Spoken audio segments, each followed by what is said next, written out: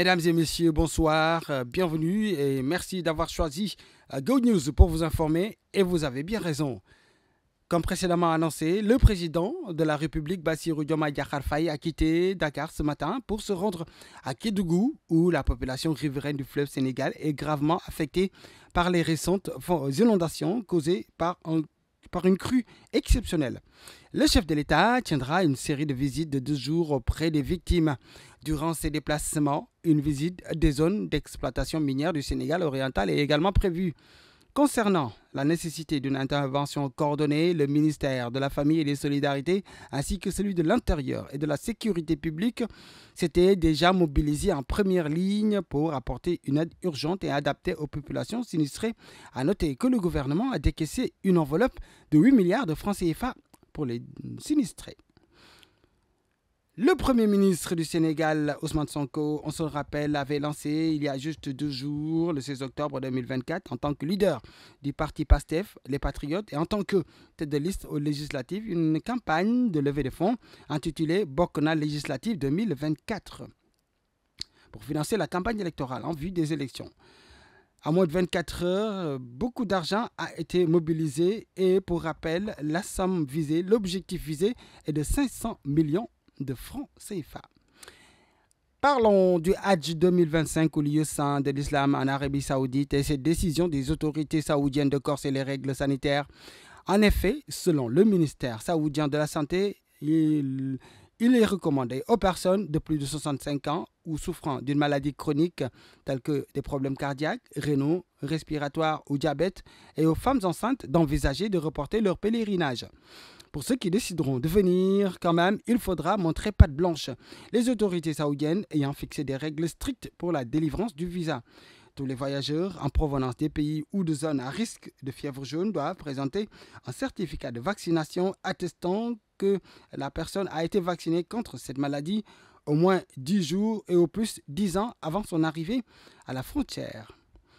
Intéressons-nous à présent à cette décision du CNRA qui concerne les 41 listes des partis et coalitions et entités indépendantes en lice pour les élections législatives anticipées du 17 novembre prochain.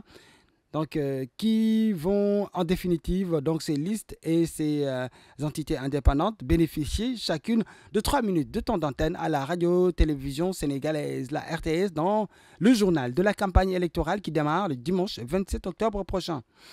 Ce temps d'antenne a été fixé ce jeudi lors d'une rencontre entre le Conseil national de régulation de l'audiovisuel et les représentants des partis et coalitions en présence de la représentante de la Commission électorale nationale autonome, Ndeye Rokhaya-Mbodja. Un tirage au sort pour l'ordre de passage a été effectué et le DG de la RTS, Papa Lénian, prévoit de mettre une équipe complète à disposition de chaque liste de candidats et toutes les dispositions sont prises pour aller vers une campagne apaisée, a-t-il promis.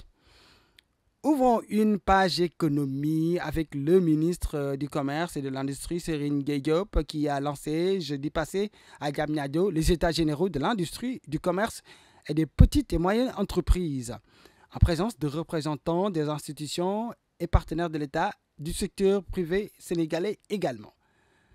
Cette concertation nationale de 2 jours a pour objectif principal, selon Serigne Gueye Diop, le ministre du Commerce, l'objectif est de recueillir des avis, des propositions, des recommandations des acteurs clés, commerçants, industriels, partenaires techniques et financiers en vue de formuler une nouvelle politique industrielle et commerciale à l'horizon 2050. Parlons pour finir de sport et de ce système pay-per-view qui s'invite dans le championnat local. En effet, selon une nouvelle politique, la Ligue sénégalaise de football professionnel a décidé de faire payer aux téléspectateurs les matchs de championnat de Ligue 1 et de Ligue 2. Pour suivre désormais un match, il faut acheter un pass de 800 francs CFA sur la LSFP, la Ligue sénégalaise de football professionnel. 4 matchs choisis par la Ligue seront retransmis sur la télé de la Ligue sur la Ligue sénégalaise de football professionnel chaque journée. Pour la première journée qui se déroulera ce week-end, les matchs choisis sont Teungueth FC HLM, ASC Cambérène RS Yoff, Uzo Giraffe et GFC. Ces matchs donc seront retransmis sur la plateforme de la LSFP TV.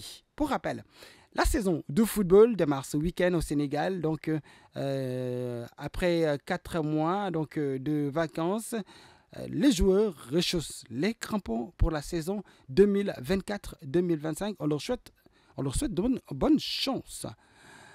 Voilà, donc c'est fini pour Go News.